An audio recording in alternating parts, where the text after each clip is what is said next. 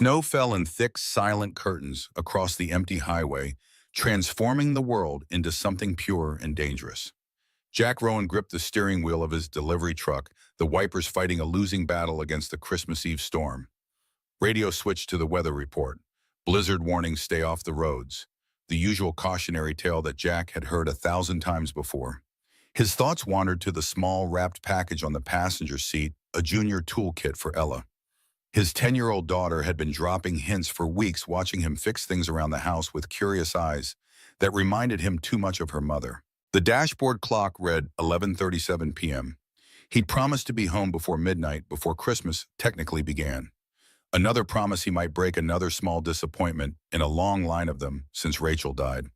5 years gone, and he still found himself reaching across empty sheets in the morning. The delivery route had taken longer than expected. Medical supplies to 3 rural clinics that couldn't wait until after the holidays. Lives depended on insulin and antibiotics, even on Christmas Eve. The truck's headlights caught something ahead, a flash of red and blue cutting weakly through the curtain of white. Jack squinted, his military training automatically categorizing the scene. Police cruiser, lights still active, positioned at an awkward angle, half off the road. No movement visible. His hands tightened on the wheel as he slowed the truck. Call it in and keep driving. That's what any sensible person would do on a night like this. Jack checked his phone. No signal. The storm or the remote location, maybe both. His eyes drifted to the black rubber bracelet on his wrists, the words, "Never leave a fallen," barely visible in the dim light of the dashboard. 12 years in Special Forces had carved certain principles into his bones, principles that civilian life couldn't erode. The truck came to a full stop 20 yards from the cruiser. Jack pulled on his heavy coat and grabbed the emergency medical kit he kept behind his seat, another habit from another life. The bitter cold hit him like a physical blow as he stepped out, snow immediately clinging to his beard and eyebrows. Blood. That's what he noticed first.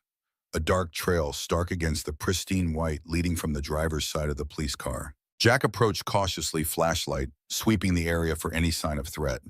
His breath fogged in front of him as he crouched by the driver's door, now able to see inside. A young woman in uniform slumped against the steering wheel. Dark hair matted with blood from a head wound.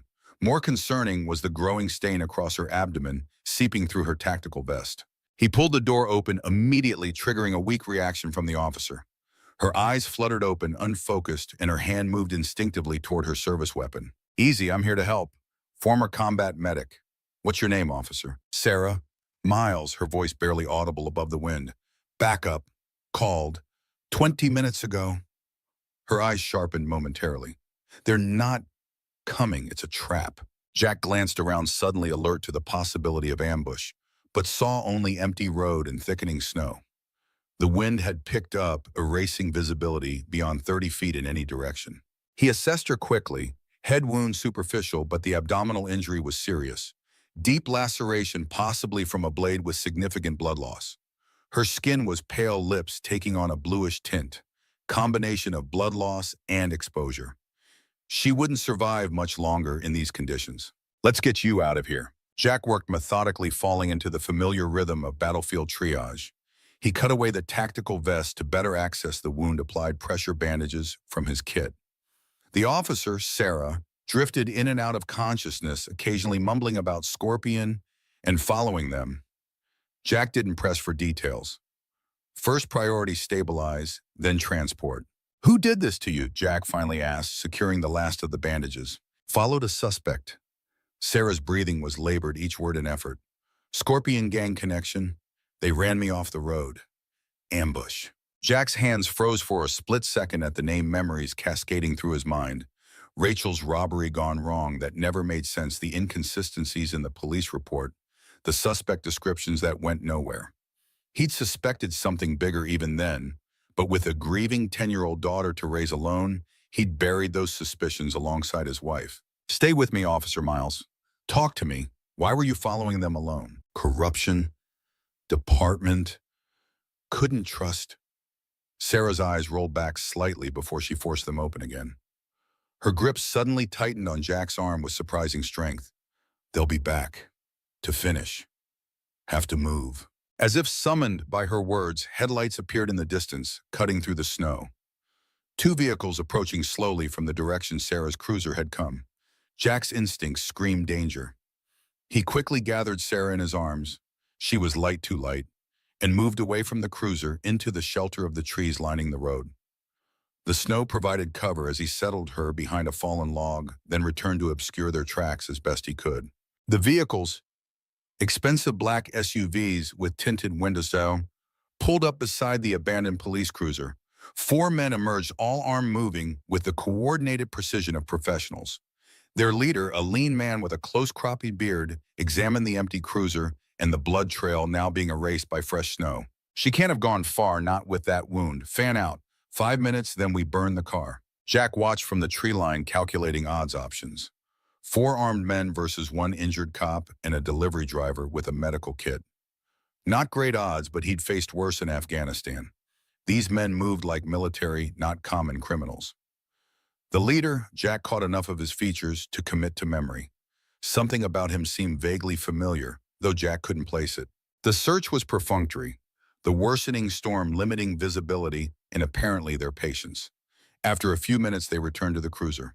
One poured something over and in the vehicle. The sharp smell of accelerant carried even through the snowstorm. No sign. Either she crawled off to die in the woods or someone picked her up. Either way, she's not our problem anymore. "The job's done," the leader's voice carried in the still night.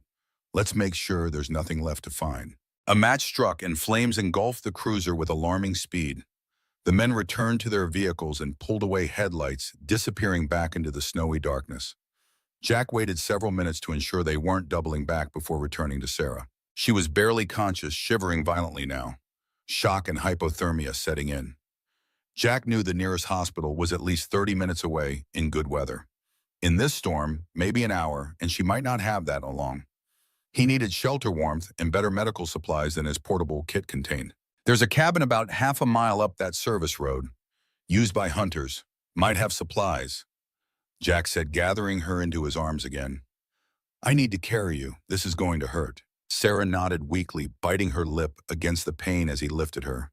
She weighed nothing in his arms, adrenaline and training taking over as Jack began trudging through knee-deep snow toward where he remembered seeing a small access road earlier on his drive. The burning cruiser cast an orange glow behind them, the flames consuming evidence and creating a beacon visible for miles.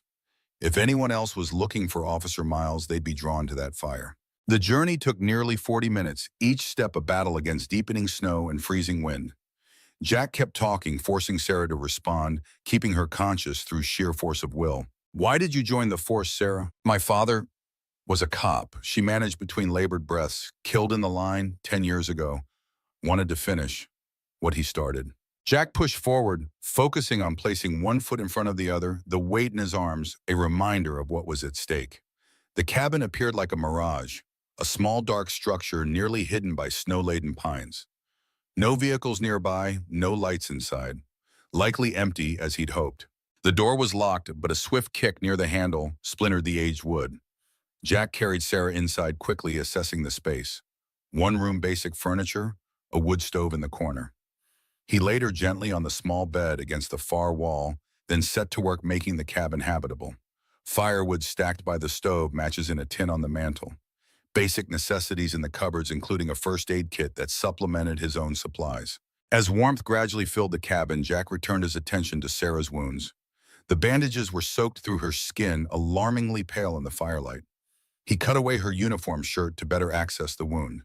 The laceration was deep, slicing through muscle into the abdominal cavity. Not a random injury, this was a deliberate professional attempt to kill. "I need to clean and suture this properly. It's going to hurt like hell, but infection will kill you faster than blood loss at this point." Sarah nodded, his eyes clearer now that she was warming up. "Do what you need to do," her gaze fixed on his hands as he prepared the supplies. "Those aren't civilian hands. Military, special forces, combat medic, 12 years. Jack worked as he spoke, cleaning the wound with supplies from both first aid kits. "You're looking at the handiwork of Master Sergeant Jack Rowan, retired. Though I mostly deliver medical supplies to rural clinics these days." A ghost of a smile touched Sarah's lips. Quite the career change. Life changes. People adapt. Jack's voice was matter-of-fact as he threaded the suture needle. This is the part where you tell me about yourself to distract from the pain. The next hour passed in a blur of medical procedure and halting conversation. Jack learned that Sarah Miles had been on the force for 18 months, was considered a rising star by some and troublemaker by others for her persistent investigations into connections between local gangs and possible department corruption. The Scorpion Gang was her current focus, a relatively new organization that had rapidly taken control of drug trafficking in 3 counties. I found financial connections. Sarah winced as Jack tied off another suture. Between Scorpion and businesses owned by the deputy chief's brother-in-law. Money laundering. When I brought it up, I was assigned to patrol the outskirts. Christmas Eve duty. Punishment detail. Jack's hands remained steady, but his mind raced. Deputy Chief Reynolds. The same man who'd handled Rachel's case, who'd personally assured Jack it was a random robbery gone wrong, who'd seemed genuinely sympathetic to a widower with a young daughter. The same man who'd closed the case with suspicious speed when Jack had started asking questions. How deep does this go? Jack asked, applying the final bandages. I don't know yet, but I have evidence. Sarah's hand moved weakly to her uniform pants pocket. USB drive, everything I've found. If something happens to me. Jack pocketed the small device without comment. The implications were clear. If what Sarah suspected was true, then Rachel's death might not have been random at all. 5 years of accepting the official story of trying to move forward for Ella's sake, suddenly thrown into question. The cabin had grown comfortably warm, the worst of the medical crisis past. Sarah's color was improving, though she remained weak from blood loss. Jack checked his phone again, still no signal. The storm showed no signs of abating. They were effectively cut off until morning at least. A sudden ringtone shattered the quiet. Not Jack's phone, Sarah's. Somehow still functioning despite everything. The display showed Grace with a photo of an older woman. Sarah nodded for Jack to answer. Jack hesitated only briefly before accepting the call. Hello? Oh, I was trying to reach Sarah. A concerned older voice responded. She can't come to the phone right now. I'm a friend. She's okay, just resting. Jack improvised, watching Sarah's face for guidance. Well, that's a relief. This is Grace Mitchell, her neighbor. Sarah asked me to check on her cat while she was working tonight. Just wanted to let her know everything's fine with Mr. Whiskers. Jack thanked the woman and ended the call, handing the phone back to Sarah. You have a cat named Mr. Whiskers. He couldn't help the small smile that crossed his face. Sarah managed a weak laugh that turned into a grimace of pain. Judge all you want, but he's good company. Her expression sobered. Your turn. You said life changes. What changed yours? Jack was saved from answering by the sudden ringing of his own phone. The display showed Ella with a photo of his daughter gap-toothed smile beneath a mess of dark curls so like her mother's. The clock on his phone read 12:42 a.m. Christmas Day, and he wasn't home. Hey, sweetheart, shouldn't you be asleep? Santa won't come if you're still awake. Dad, I'm 10. I know about Santa. Ella's voice was simultaneously exasperated and worried. Where are you? Miss Jensen came over because you called her, but she doesn't know when you'll be home. Jack closed his eyes briefly, guilt washing over him. I'm sorry, Ella. Got caught in the storm, helping someone who had an accident. I'll be home as soon as I can promise. Is that why you're not home? You are helping someone. The worry in Ella's voice softened slightly. Like you used to do in the army. Something like that. Jack glanced at Sarah, who was watching him with understanding in her eyes.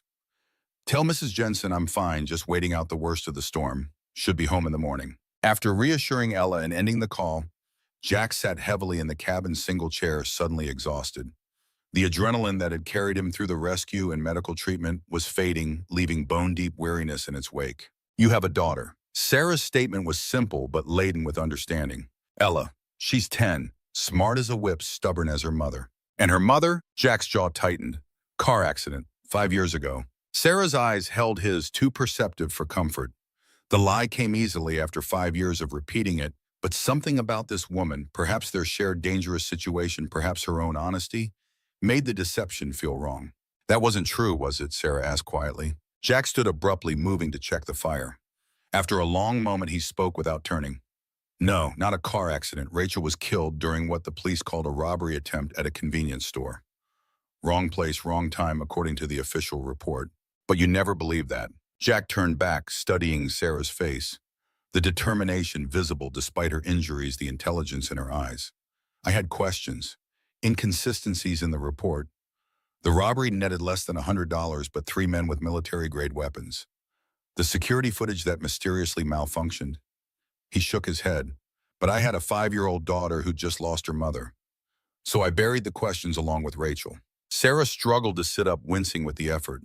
Jack, what was your wife's last name before you married? A strange question, but he answered automatically. Winters. Rachel Winters. Recognition flashed across Sarah's face, followed by something like awe. Rachel Winters Rowan. She was part of a victims advocacy group before she died.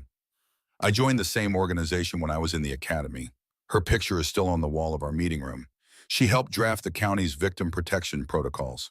Jack stood frozen in memories washing over him. Rachel's passionate work with crime victims, the late nights spent helping traumatized witnesses, her frustration with system inadequacies. He'd supported her work, but kept separate from it, his military career demanding most of his attention.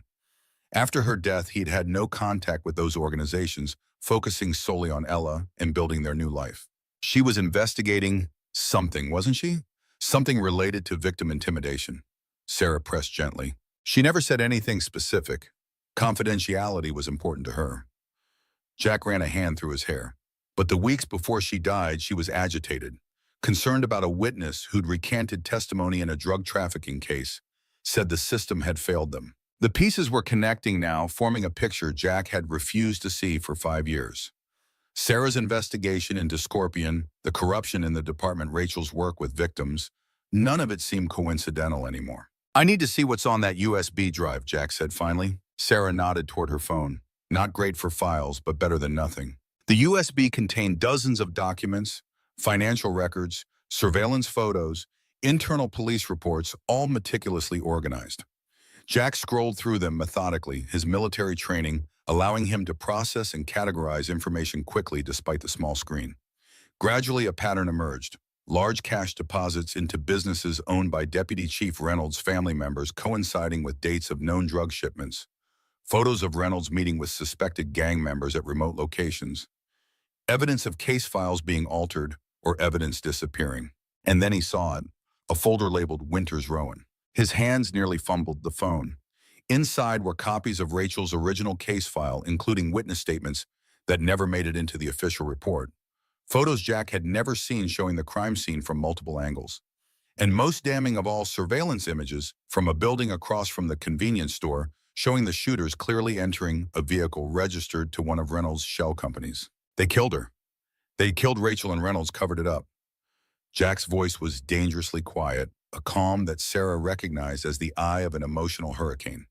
She'd seen it in veterans before, the deadly stillness before action. Jack, listen to me. Sarah's voice was stronger, now urgent. If what I've uncovered is correct, this goes beyond Reynolds. Scorpion isn't just a local gang. They're connected to international cartels. The money they're moving through this county is just a fraction of their operation. Her eyes held his. That's why they tried to kill me tonight. That's why they'll try again when they realize I'm not dead. The implications were clear. If Sarah was right, if Rachel's death was connected to this larger conspiracy, then neither of them was safe. And worse, if Reynolds discovered Jack had rescued Sarah and possessed the evidence, Ella, Jack's blood ran cold at the thought of his daughter potentially in danger. I need to get home. Now. As if in response, headlights swept across the cabin window, vehicles approaching through the storm. Jack moved quickly, extinguishing the lamp, leaving only the dim glow from the wood stove. He peered cautiously through the frost-covered window. 2 SUVs, same as before, moving slowly along the access road. They found us. Jack's mind raced through options, none of them good. The cabin was isolated, the storm still raging, and Sarah in no condition to move quickly. He checked his phone, still no signal to call for help. How Sarah whispered, how did they track us in this storm? Jack's eyes fell on her police phone. GPS. Standard in department phones, right? Sarah nodded, understanding dawning. They're tracking my phone. Jack moved decisively, gathering their few belongings. There's a storm cellar. Saw the doors outside when we came in. Root cellar or emergency shelter. Can you move? With help. Sarah gritted her teeth as Jack helped her to her feet. The vehicles were getting closer, maybe 2 minutes out. The storm cellar doors were nearly hidden by snow, but Jack cleared them quickly and helped Sarah down the narrow stairs. The space below was small but dry with rough-hewn shelves containing preserved foods and emergency supplies. Jack settled Sarah as comfortably as possible.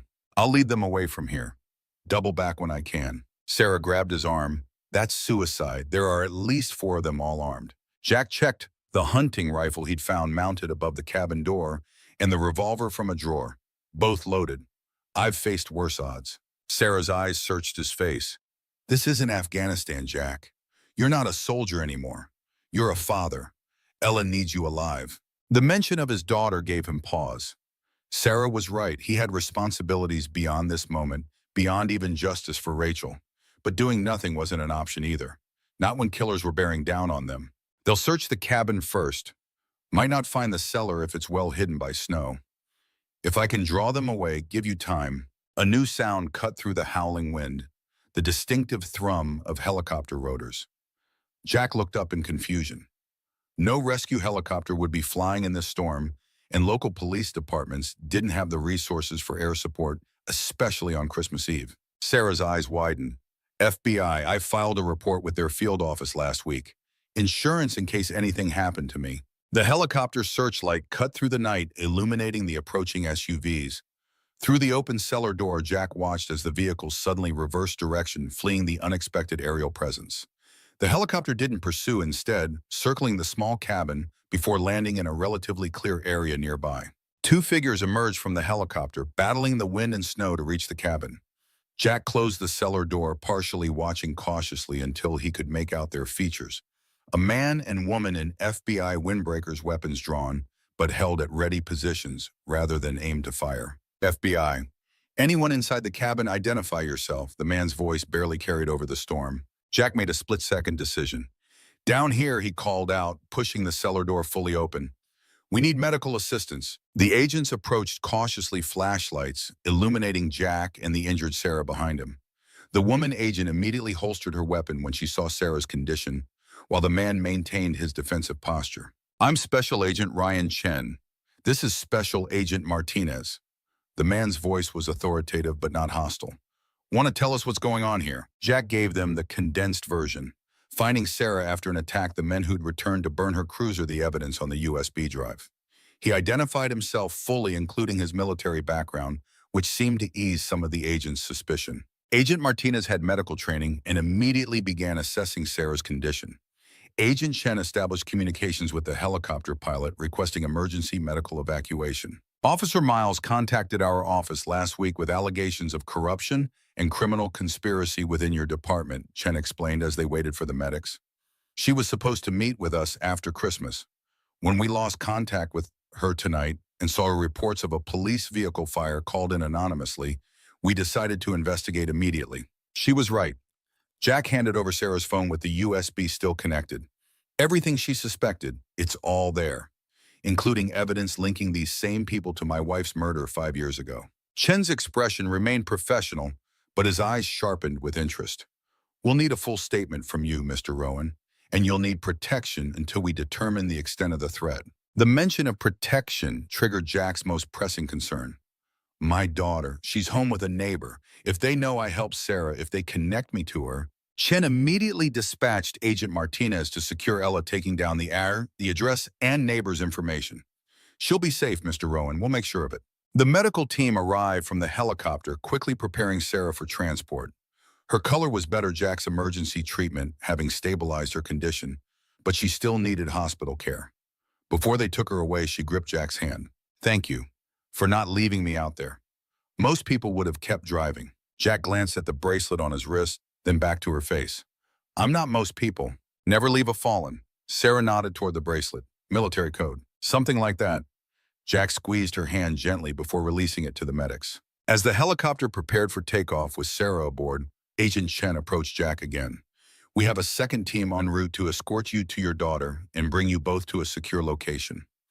In the meantime, I need to know everything you can tell me about Deputy Chief Reynolds and your wife's case. Jack stared out at the storm, now beginning to abate as dawn approached. Christmas morning breaking over a landscape transformed by snow and by revelations that had shattered the careful life he'd built since Rachel's death. 5 years of questions might finally find answers, but at what cost? What new dangers had he brought to Ella's door by helping Sarah Miles? "I'll tell you everything I know," Jack said finally. "But first I need your word that my daughter stays safe. Whatever happens, wherever this leads, Ella is my priority." Chen nodded solemnly. "You have my word. We protect our witnesses, Mr. Rowan, especially on Christmas." The FBI safe house was a nondescript suburban home, its Christmas decorations providing perfect cover for the additional security measures discreetly installed throughout. Jack sat at the kitchen table across from Agent Chen, the remnants of a hastily assembled Christmas breakfast pushed to one side. Down the hall, Ella was video chatting with her friend's family, showing off the junior toolkit Jack had managed to retrieve from his truck before they'd been relocated. So Reynolds has been on Scorpion's payroll for at least 5 years, using his position to protect their operations and redirect investigations. Jack summarized what they'd learned from Sarah's evidence and his own recollections. "And my wife stumbled onto it through her victim advocacy work. That's our working theory." Chen nodded, making notes. "A witness in one of her cases must have revealed something about Scorpion's operations or Reynolds' involvement. Instead of reporting it through official channels which might have been compromised, she was gathering evidence on her own." Jack finished the realization, bringing both pain and pride. That was Rachel, thorough, determined, unwilling to let injustice stand. She wouldn't have known who to trust in the department if Reynolds was involved. The convenience store wasn't random. Chen's statement wasn't a question. They targeted her specifically. Jack nodded, his jaw tight. According to Sarah's files, the shooter was Victor Hernandez, Scorpion's enforcer, known for making examples of people who threaten the organization. The name triggered something in Chen's memory. He flipped through his notes. Hernandez, former military, dishonorable discharge after allegations of civilian casualties in Afghanistan. Never prosecuted due to insufficient evidence. His gaze met Jack's. "Any chance your paths crossed during your deployment?" Jack considered this, mentally reviewing his missions. "I was part of a joint task force targeting opium production that funded insurgent groups. We intercepted several major shipments that were headed to cartels in Mexico and South America." His expression darkened with realization. If Hernandez was involved in those supply chains and later connected with Scorpion here, it could be more than just silencing a potential witness. Chen finished the thought. It could be personal. The implications settled heavily between them. If Hernandez had recognized Rachel's last name, connected her to Jack, then her death might have served dual purposes: silencing a threat and exacting revenge. The thought made Jack physically ill. Their conversation was interrupted by Agent Martinez's return. She'd been coordinating with the hospital where Sarah was recovering. "Officer Miles is awake and stable. Security is in place. She's asking about you."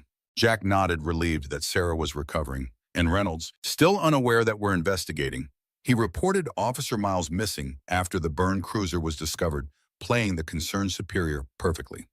Chen's expression was grim. "We're keeping surveillance tight but moving carefully. If he suspects we're onto him, he'll destroy evidence and warn Hernandez." Jack finished. "So what's our next move?" Chen and Martinez exchanged glances. "Officially, you and your daughter remain in protective custody while we build our case. Your statements combined with Officer Miles's evidence give us enough for warrants, but unofficially," Jack prompted, recognizing the hesitation. "Hernandez is still in the wind," Chen said carefully. "And if this connection to your military past is accurate, he may have a particular interest in finding you." "You want to use me as bait?" Jack stated flatly. Martinez shook her head firmly. "Absolutely not. You have a daughter to consider." Jack looked toward the hallway where Ella's laughter could be heard, then back to the agents. "What if I want to help Rachel deserves justice? Sarah nearly died bringing this evidence to light. How many others have been hurt because I walked away from questions 5 years ago?" "This isn't on you, Rowan," Chen's voice was firm. "You made the right choice focusing on your daughter after your wife's death. But now we have a chance to finish what Officer Miles started, and possibly what your wife began before her." Jack considered this military training, automatically assessing risks and tactical options. "I won't endanger Ella, but I won't hide while others fight this battle either. Not anymore." The conversation was interrupted by Jack's phone ringing. An unknown number, he answered cautiously. "Jack Rowan," a vaguely familiar female voice came through. "Who's asking?" "Grace Mitchell, Sarah's neighbor. We spoke briefly when you answered her phone last night." Jack signaled to Chen, who immediately began tracing the call. "Yes, Ms. Mitchell, is everything all right?" "Well, that depends." The woman's voice took on a harder edge. I've got some gentlemen here asking about Sarah. Very insistent gentlemen. Said they're colleagues from the department, but somehow I doubt that.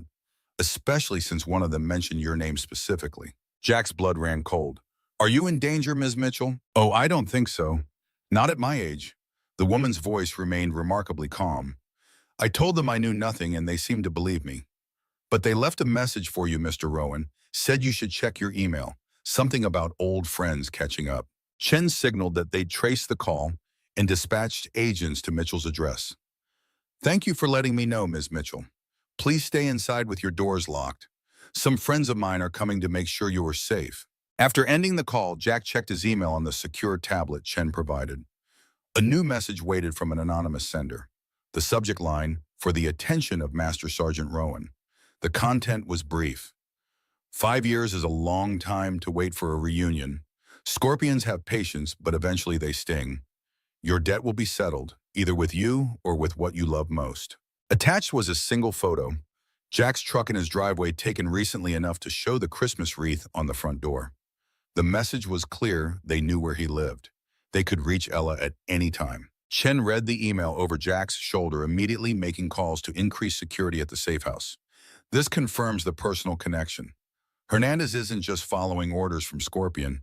He's pursuing a vendetta. Jack stared at the photo, rage and fear warring within him. The careful life he'd built for Ella after Rachel's death was crumbling. The past he'd tried to outrun, finally catching up. He'd changed his name slightly after leaving the military, dropping his middle name that he'd used in service, moved to a new town, taken a civilian job that couldn't be further from his special forces work, all to give Ella normalcy and safety, all seemingly for nothing. They want me. Jack's voice was steady despite the turmoil inside. That's been the end game all along. Rachel, Sarah. They were collateral damage in Hernandez's pursuit of me. Martinez shook her head. We don't know that for certain. Reynolds and Scorpion had their own reasons for silencing potential threats. But the timing fits, Jack insisted. Rachel starts asking questions about victim intimidation, perhaps mentions my name or background to someone who reports to Reynolds. Reynolds connects her to me, shares that information with Hernandez. Suddenly, I'm not just a forgotten enemy. I'm a present threat because of what Rachel might discover. Chen's expression was thoughtful. If you're right, Hernandez has been tracking you for years, waiting for the right moment. Sarah's investigation must have accelerated his timeline. The realization struck Jack with sudden clarity. He's not after me anymore. He's after the USB drive, the evidence that could bring down Reynolds, Scorpion, and him. That's why they attacked Sarah. That's why they're coming for me now. The agents exchanged glances, recognizing the logic in Jack's assessment. And we've copied the files, Martinez assured him. Even if they got the original drive, we have the evidence secured. But Jack was already thinking ahead, military strategy taking over. They don't know that. All they know is that Sarah had evidence, and now I might have it. That makes me valuable. They'll want to take me alive, question me before eliminating me. Where are you going with this? Rowan Chen asked warily. We can use that. Set a trap. Jack's eyes were cold-focused in a way they hadn't been in years. Civilian life had softened some edges, but the soldier still lived within him, especially when his family was threatened. Absolutely not. Chen was firm. You're a civilian and a witness, not an operative. We don't put civilians in the line of fire, especially ones with children. I'm not a typical civilian. Jack held Chen's gaze. You know my record. You know what I'm capable of, and more importantly, I know Hernandez in ways you don't. I've faced men like him before. The argument continued as daylight faded, Christmas Day slipping away unobserved, except for Ella's occasional questions about when they could go home. Jack maintained his position. He wouldn't sit idly by while the FBI potentially missed their chance at Hernandez. Eventually, a compromise was reached. Jack would remain in protective custody with Ella, but would consult on the operation to capture Hernandez and Reynolds. As Jack tucked Ella into bed that night in the safe house's spare bedroom, her small face was solemn in the dim light. Dad, are we in trouble? Like real trouble? Not just I broke a vase trouble. Jack considered lying, then remembered his promise to himself after seeing Sarah's evidence. No more hiding the truth, even with the best intentions. Yes, Ella, we're in some real trouble. But these FBI agents are going to help us, and I'm going to fix it. Ella studied him, wise beyond her years. Like you fix things in the army. The question struck him unexpectedly. He'd always been careful to present his military service in the simplest terms to Ella, helping people, protecting others. Never the complexity, the moral ambiguity, the violence. Some things can't be fixed, Ella. Sometimes the best we can do is make sure the breaking stops. He brushed her hair back from her forehead. But I promise you this. Whatever happens, I will always come back to you. Ella nodded solemnly. Because of your bracelet rule, never leave a fallen. Jack smiled despite everything. The bracelet had been a gift from his unit after a particularly harrowing mission where he'd refused to abandon a wounded teammate despite orders to evacuate. Ella had asked about it occasionally over the years. Something like that. Though you're not fallen, you're flying. My little eagle. As Ella drifted to sleep, Jack returned to the kitchen where Chen and Martinez were coordinating with their team. The safe house hummed with quiet activity, agents monitoring surveillance feeds, analyzing data from Sarah's files, tracking known associates of Hernandez and Reynolds. Update from the hospital, Martinez reported. Officer Miles is recovering well. Security remains in place. She's been officially placed on medical leave, which Reynolds approved personally, still maintaining his cover. And the trap, Jack asked. Chen nodded to a laptop showing schematics of an industrial area. We've identified a potential location for an operation. Warehouse district, minimal civilian presence, multiple access points for our teams. If we can lure Hernandez there. How? Jack interrupted. He's not going to fall for an obvious setup. The agents exchanged glances again, a habit Jack was beginning to find irritating. They clearly had ideas they weren't sharing fully. What aren't you telling me? Jack demanded. Martinez sighed. Officer Miles made contact with a potential informant inside Scorpion 2 weeks ago. Someone close to Reynolds, not Hernandez. We've been attempting to re-establish that connection. Jack's tactical mind immediately grasped the implications. If this informant could feed information about the USB drive's location to Reynolds, who would inevitably share it with Hernandez. It might work, Jack conceded, but it puts your informant at extreme risk. They're aware of the risks. Chen's expression was grim. This isn't their first undercover operation. A notification on Chen's laptop interrupted them. Surveillance footage from the hospital where Sarah was recovering. The agent quickly pulled up the video feed showing a nurse entering Sarah's room. Something about the woman's movements caught Jack's attention. Too deliberate, too aware of the camera angles. That's not hospital staff. Jack pointed at the screen. Check her credentials immediately. Chen was already making the call, but Jack knew they wouldn't be in time. The nurse had closed the door behind her, and the room's security officer was nowhere in sight. She's going after Sarah.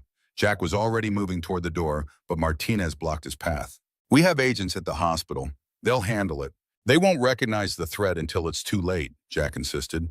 That woman moves like military or specialized training. Trust me, I know the signs.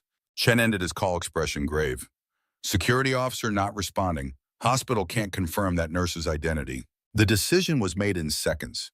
Martinez would remain with Ella, while Chen and Jack would join the response team heading to the hospital.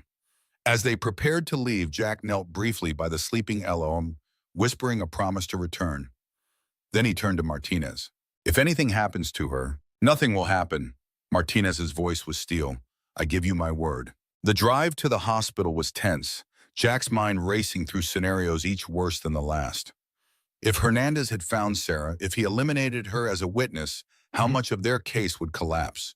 And more personally, how could Jack face himself if another woman died because of connections to his past? Chen must have sensed his thoughts.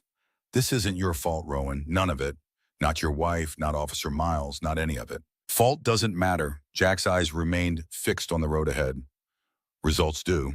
And right now the result is that Sarah is in danger because she found the truth about Rachel, about Reynolds, about all of it. The hospital emergency entrance was quiet when they arrived, the Christmas night lull, broken only by the occasional ambulance. Chen led the way, badge providing immediate access as they rushed to Sarah's floor. 2 FBI agents were already outside her room, alert and armed. Status, Chen demanded. All quiet, sir. Regular checks by authorized hospital staff only. Jack and Chen exchanged glances.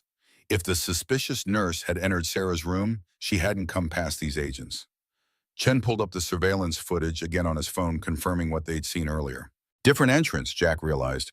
Check service elevator staff access points. A quick call to hospital security confirmed Jack's suspicion. A staff access card had been used to enter the secure floor through a service corridor, bypassing the main entrance where the FBI agents were stationed. The team moved quickly, splitting up to cover both the service corridor and Sarah's room. Jack reached Sarah's door, first gun drawn. Chen had insisted he be armed given the circumstances. The room was dark except for the glow of medical monitors. Jack entered cautiously, immediately sensing something wrong.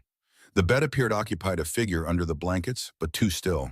Chen entered behind him, switching on the lights. The body in the bed was a carefully arranged collection of pillows. Sarah was gone. Jack checked the bathroom. Empty.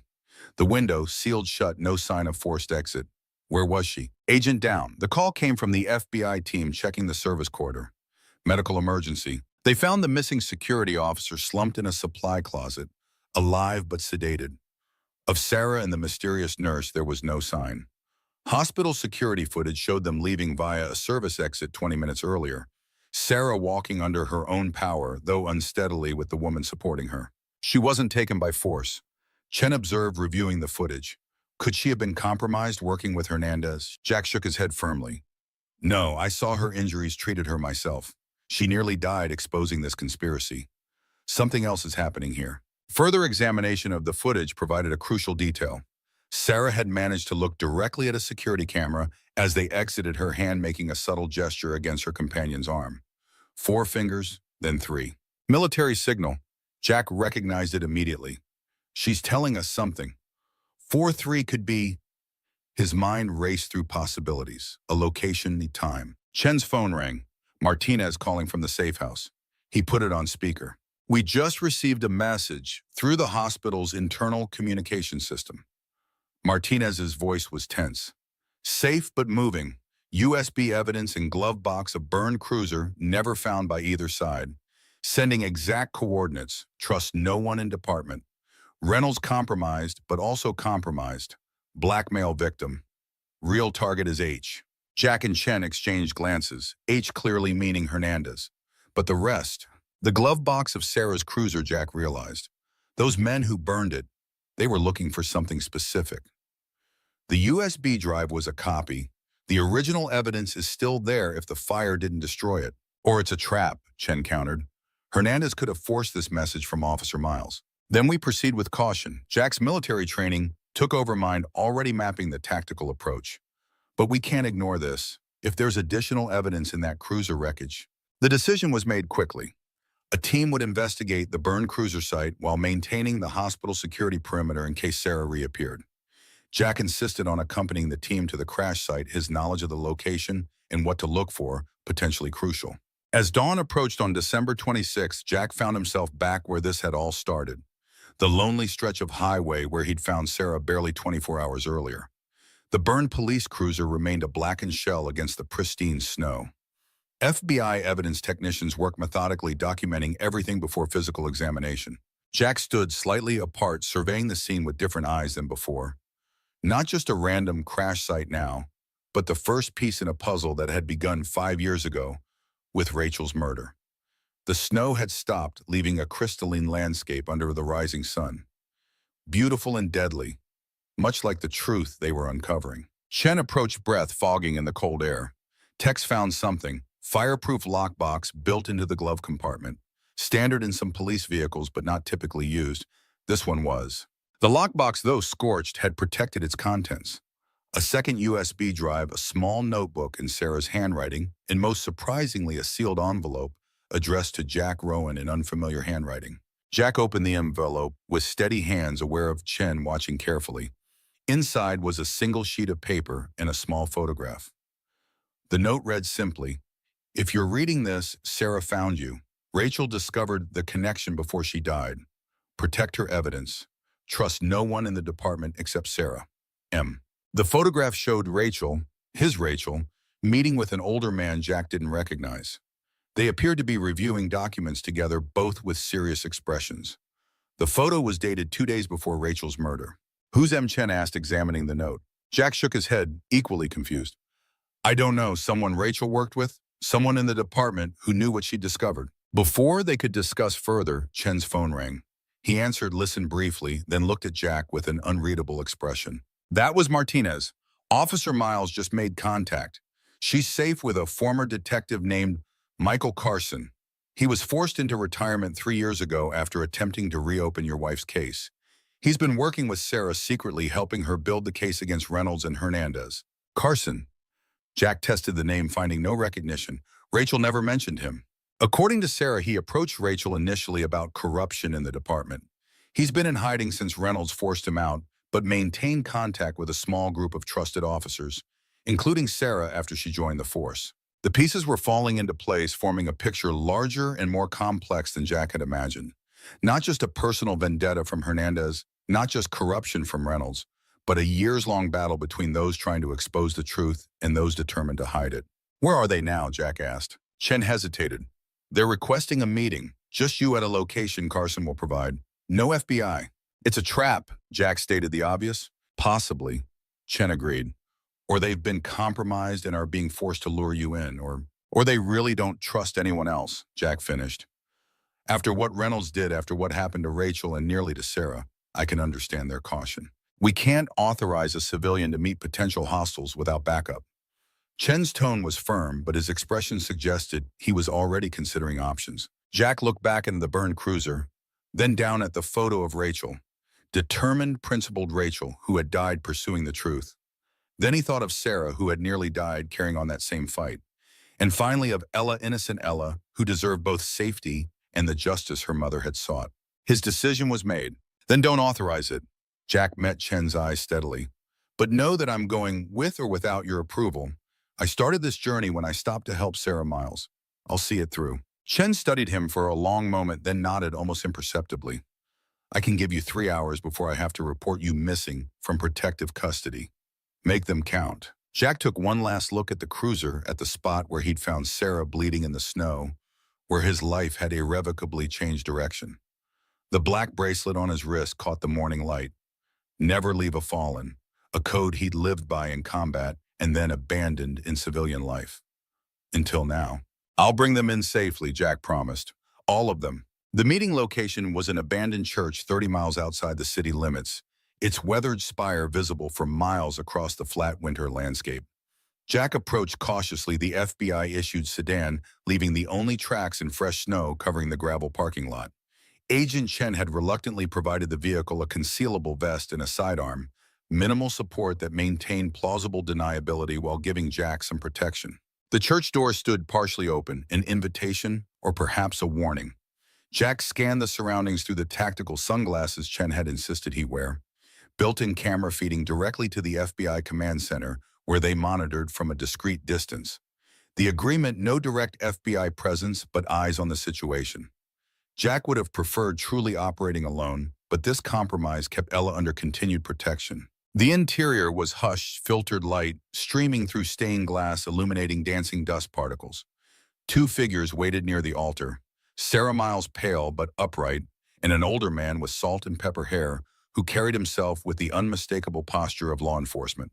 "Jack, you came alone." Sarah took a step forward, her movements careful, favoring her injured side. "I wasn't sure you'd trust us enough." "Trust cuts both ways." Jack remained near the entrance, maintaining tactical distance. "You disappeared from secure FBI protection without explanation. That doesn't inspire confidence." The older man stepped forward. Michael Carson, former detective, Pinewood PD. His voice carried the gravelly quality of a longtime smoker. "I apologize for the dramatics, but after 27 years in that department, I know exactly how compromised it is. Even the FBI isn't immune to infiltration." Jack studied Carson, measuring him against the cryptic note signed M, found in Sarah's cruiser. "You worked with my wife." Carson nodded, something like grief flickering across his weathered features. "Rachel was helping me build a case against Reynolds and his connections to Scorpion. She'd gained access to victim testimonies that pointed toward witness intimidation, patterns that led back to the department. Why didn't you come forward after she was killed?" Jack's voice remained controlled, but tension radiated from his rigid posture. Carson gestured toward the church pews, inviting Jack to sit. When he refused, Carson sighed. "I tried, filed reports up the chain, requested federal involvement. Reynolds blocked every attempt, buried evidence, discredited me as unstable after my partner's suicide. By the time I realized how deep the corruption went, I had no credibility left. Then the threats against my family started. A familiar pattern, the same isolation tactics used against Sarah against Rachel. Jack's tactical assessment of Carson noted no obvious deception markers, but experience had taught him the most dangerous liars were often the most convincing. Sarah moved closer, bridging the distance between them. We believe Reynolds is being blackmailed by Scorpion, specifically by Hernandez. He's not just corrupt, he's trapped. Carson has documentation of threats against Reynolds' family dating back 6 years. Jack absorbed this, reevaluating the complex picture. Reynolds as both perpetrator and victim complicated matters, particularly for prosecution. But Ella's safety remained his paramount concern. You pulled Sarah from hospital protection for this theory. Risky move for speculation, not speculation. Carson reached slowly into his jacket, telegraphing the movement to avoid alarming Jack. He produced a thumb drive, holding it up. This contains surveillance footage of Reynolds meeting with Hernandez 3 years ago. Audio confirms the blackmail arrangement. Reynolds' brother-in-law was involved with Scorpion's operations, got in too deep. Hernandez threatened to kill the entire family unless Reynolds cooperated. Sarah picked up the narrative. Reynolds isn't innocent. He's made choices that cost lives, including Rachel's. But he's also leverage we can use against Hernandez and whoever is backing Scorpion. The organization is too sophisticated, too well-funded to be just another drug gang. Jack finally moved further into the church, tactical awareness, never wavering despite the seemingly honest exchange. Who's behind Scorpion then? That's where it gets interesting. Carson's expression darkened. We've traced financial patterns suggesting professional money laundering through seemingly legitimate businesses, primarily through a charitable foundation called New Horizons. It's run by Dr. Howard Grant. Jack completed the sentence, watching their reactions carefully. Tipton Children's Hospital's head of psychiatry and the mayor's personal friend. Carson and Sarah exchanged surprised glances. How did you know? Sarah asked. Ella recognized him in a photo with Rachel. Jack explained their discovery of Grant's connection. The FBI is already investigating, but quietly. If Grant is using his position to gather blackmail material on officials while laundering Scorpion's money through his foundation, he's untouchable through normal channels. Carson's frustration was palpable. Respected doctor, philanthropist, friend to everyone with power in this city. We've been gathering evidence for months, but without someone willing to testify against him. I'll testify about Rachel. The words left Jack's mouth before he'd fully considered their implications. The weight of 5 years of silence, of questions unasked, and justice deferred, lifted with his declaration. If Reynolds confirms the blackmail, confirms Hernandez ordered the hit on Rachel, it's not that simple. Sarah's expression was sympathetic but realistic. Reynolds would face charges himself. His testimony would be viewed as self-serving. We need direct evidence connecting Grant to Scorpion's operations and Hernandez. Carson cleared his throat. That's why we contacted you, Jack. We have a plan to get that evidence tonight. Scorpion is moving a major shipment through their warehouse at the docks. The same warehouse where Rachel photographed Reynolds meeting Hernandez 5 years ago. The timing seemed suspiciously convenient. Jack's military instincts signaled caution. Why tonight specifically? New Year's Eve, Sarah explained. Reduced police presence, skeleton crews at Port Authority, perfect cover for moving product. Carson's informant confirmed the schedule. Hernandez will be there personally to oversee the transfer. Jack considered this information. Chen had mentioned an informant within Scorpion's operation during their planning sessions. Possibly the same source. Or possibly a trap. The FBI already knows about the shipment. They're planning an operation to capture Hernandez Reynolds and gather evidence on Grant. Jack watched their reactions closely. Why not coordinate with them? Carson's laugh held no humor. Because there's a mole in their operation. Someone feeding information directly to Grant. Our informant confirmed it. The FBI's previous 3 attempts to catch Scorpion shipments were compromised before they began. Jack hesitated, caught between competing imperatives. Chen had been straight with him so far, had protected Ella when Jack had chosen to meet Carson and Sarah alone. But if there truly was a mole, what exactly are you proposing? Jack asked finally. Sarah stepped forward. We need someone with your skills, combat experience, tactical training, medical knowledge. Someone who can move through that warehouse undetected, place surveillance equipment in key locations and get out. Not an arrest operation, just gathering irrefutable evidence connecting all the players. Jack's mind automatically analyzed the mission parameters. Infiltration, surveillance, placement, extraction. Standard special forces operation skills he'd employed countless times in environments far more hostile than an American warehouse. But the personal stakes change the calculus entirely. And if something goes wrong, if Hernandez or his people discover the surveillance, Carson's expression was grim. Then we have contingency plans. But primarily, we need the evidence before the FBI operation potentially scatters these people to the wind. If they're tipped off again, Grant will disappear. Reynolds will claim coercion, and Hernandez will vanish back to whatever hole he crawled from. The decision crystallized in Jack's mind, not for vengeance, Rachel would have hated that, but for justice, for closure, for Ella's future security. But he needed to ensure his daughter's safety first. I need to make a call. Verify my daughter's protection is still in place. Carson nodded understanding, while Jack stepped away to contact Chen. Sarah approached him quietly. You don't have to do this, Jack. We can find another way. Jack ended his call, reassured that Ella remained secure at the safe house with Agent Martinez. Chen had been surprisingly understanding about Jack's extended absence, though he'd emphasized the time limit on their arrangement. There is no other way, not in time. Jack's decision was made. I'll help place your surveillance, but I have conditions. First, I maintain communication with the FBI. They need to know what we're doing so they don't mistake us for hostiles during their operation. Second, at the first sign this is a trap, we abort immediately. The terms were quickly agreed upon and plans laid. Carson had detailed schematics of the warehouse from his years investigating Scorpion. Sarah would coordinate from Carson's vehicle, monitoring police bands and providing technical support for the surveillance equipment. Jack would handle the infiltration, placing tiny cameras and microphones at key locations where the exchange would likely take place. As darkness fell, Jack found himself in tactical gear, borrowed from Carson's collection. Darker memories surfacing of similar preparations for missions in distant deserts and mountains. The weight of the equipment felt familiar, muscle memory, guiding his equipment check with practiced efficiency.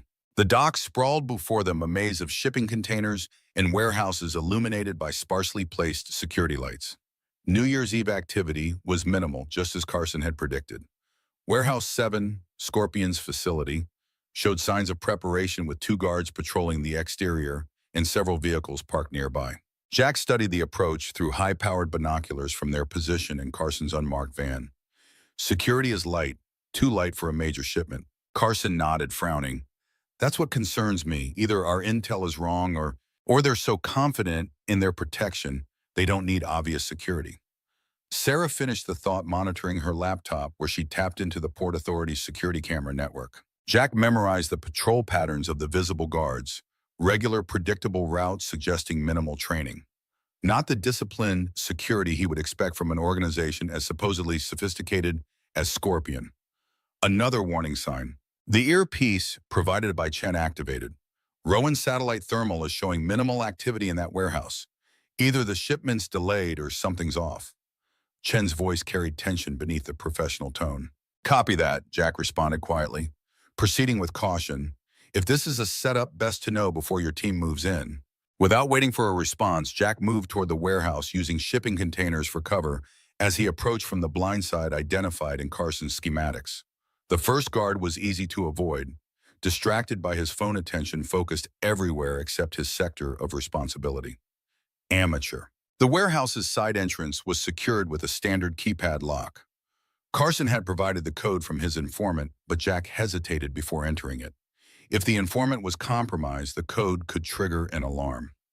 He examined the doorframe carefully, finding no obvious secondary security measures. The code worked. The door opened to a dimly lit corridor lined with offices.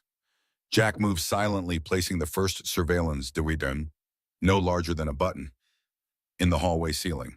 The main floor of the warehouse lay beyond a set of double doors, and Jack could hear voices echoing in the cavernous space.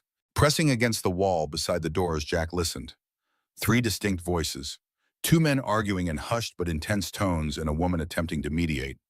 None matched Hernandez's voice from the surveillance audio Carson had played earlier. Something doesn't feel right, Jack sub-vocalized into his comm unit.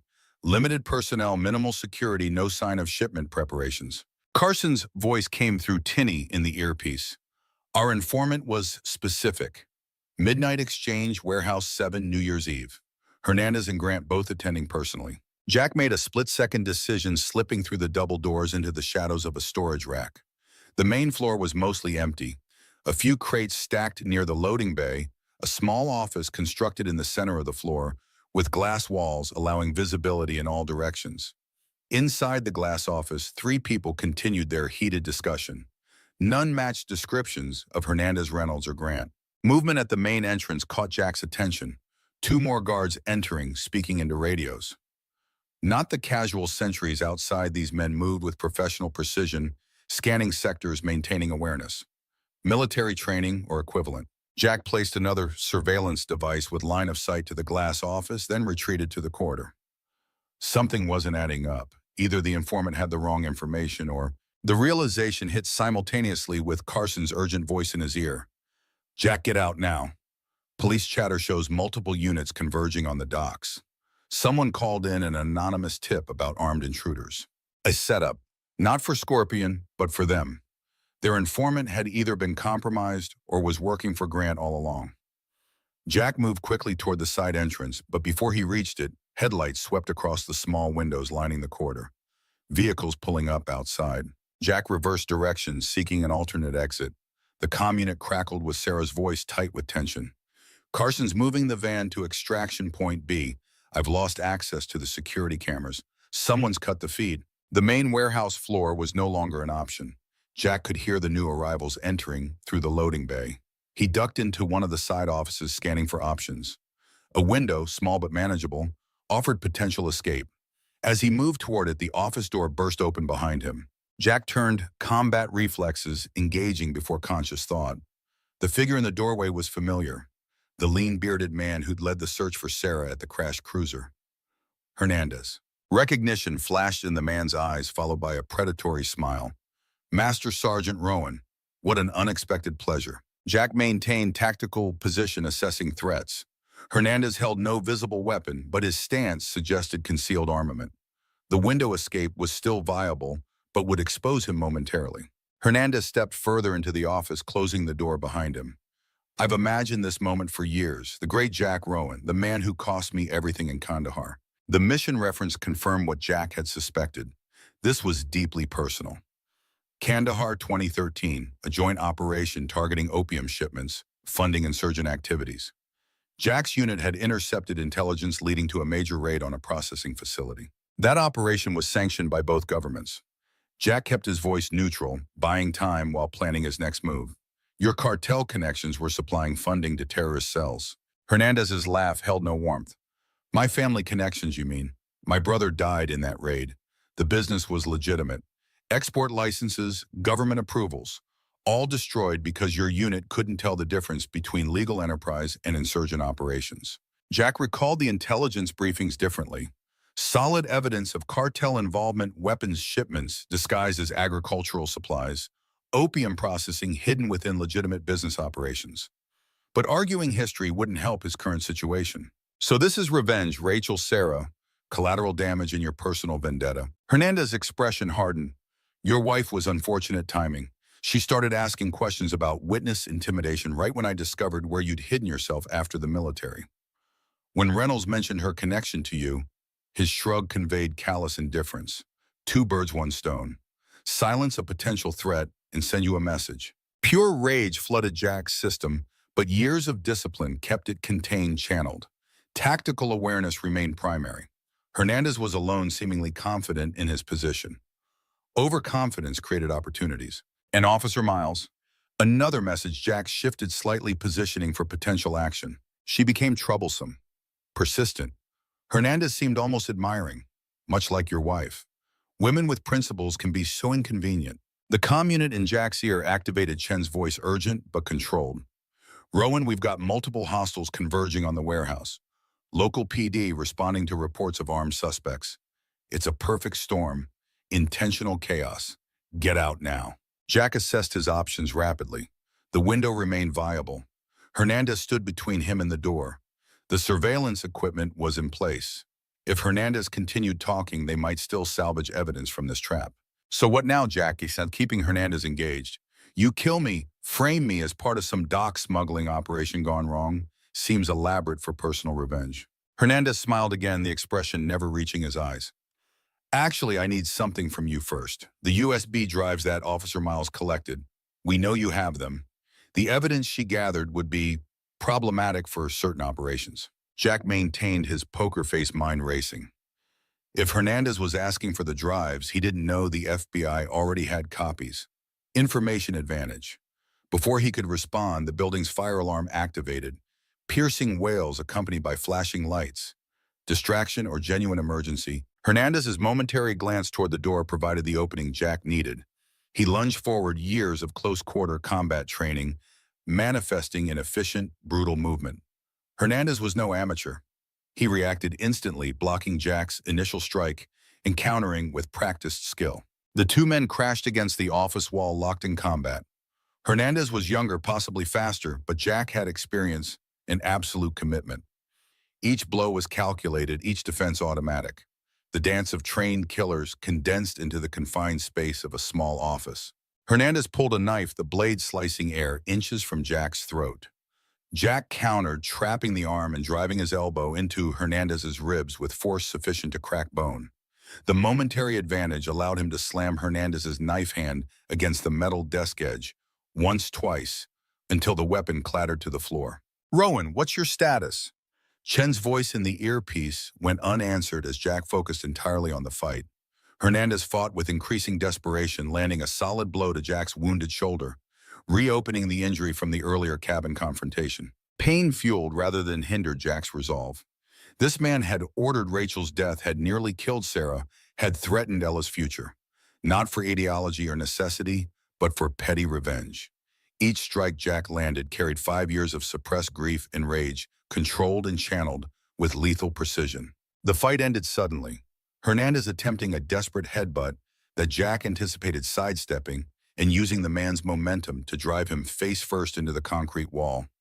Hernandez crumpled conscious but dazed, blood streaming from his broken nose. Jack retrieved the knife, keeping it trained on Hernandez while catching his breath. Outside, sirens wailed closer, police responding to the reported disturbance. The comm unit activated again, Sarah's voice urgent. "Jack, multiple police units approaching. Carson says they're not regular patrols. These are Reynolds people.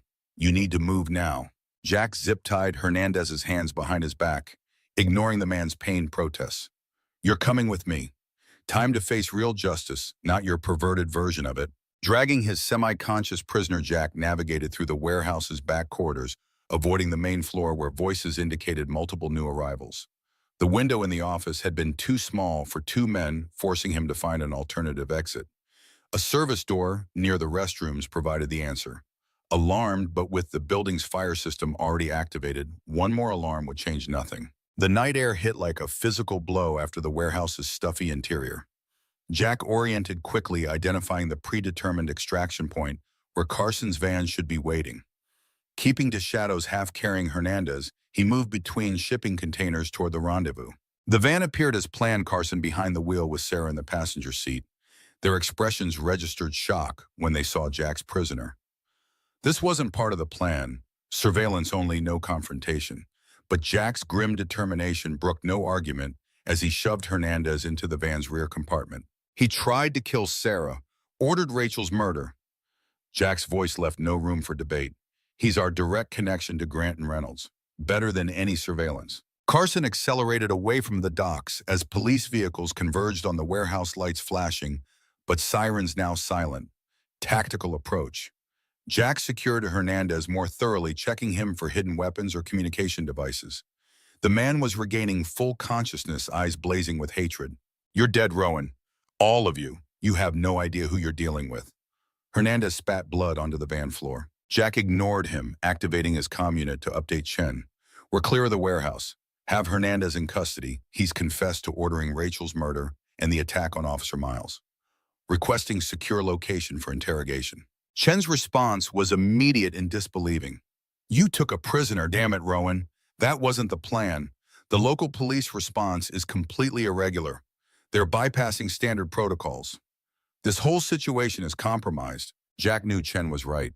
The normal chain of custody would put Hernandez immediately back under the control of Reynolds and ultimately Grant. They needed a secure location time to extract a formal confession, documentation that couldn't be buried or disappeared. Carson seemed to read Jack's thoughts. I have a place. Off the grid, secure. Used it when I first went into hiding from Reynolds. Sarah turned in her seat, expression troubled. Jack, we're way outside legal procedures now. Anything Hernandez says won't be admissible without proper Miranda warnings, documented chain of custody. Jack met her gaze steadily. This stopped being about court admissibility the moment Reynolds buried evidence about Rachel's murder. Right now, we need truth and leverage, not perfectly documented evidence. The van wound through back roads, avoiding main thoroughfares where police might be watching for them. Jack maintained communication with Chen, providing updates while being deliberately vague about their destination. The FBI agent was caught between protocol and pragmatism.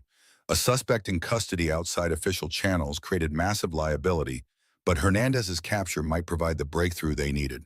Carson's secure location proved to be an old hunting cabin deep in state forest land, at least an hour from the city. Basic but functional, with generator power and sufficient isolation to ensure privacy. Jack secured Hernandez to a sturdy chair while Carson retrieved a first aid kit for Jack's reopened shoulder wound. Sarah hung back, professional ethics warring with the reality of their situation. As a police officer, even one on medical leave, her presence during an irregular interrogation posed serious legal and ethical questions. But as a woman who'd nearly died pursuing justice, who'd seen how thoroughly the system could be corrupted, she remained, a silent witness to whatever would follow. Jack allowed Carson to bandage his shoulder, then approached their prisoner. Hernandez had regained his composure, watching them with calculating eyes that assessed weaknesses and opportunities. Jack recognized the look. He'd seen it in hardened combatants across multiple war zones. This wouldn't be easy. Here's how this works. Jack pulled a chair opposite Hernandez, just outside striking distance. You provide detailed information about Grant's operation, Reynolds' involvement, and your role in Rachel's murder. Names, dates, locations, bank accounts, everything. In exchange, you get to live. Hernandez laughed, wincing slightly from his injured ribs. You won't kill me, Rowan. You've gone soft in civilian life. The hardened soldier who would execute a prisoner is long gone, replaced by a delivery driver playing at being a hero. Jack leaned forward slightly. You misunderstand. I'm not threatening to kill you. I'm offering to prevent it. His voice dropped lower.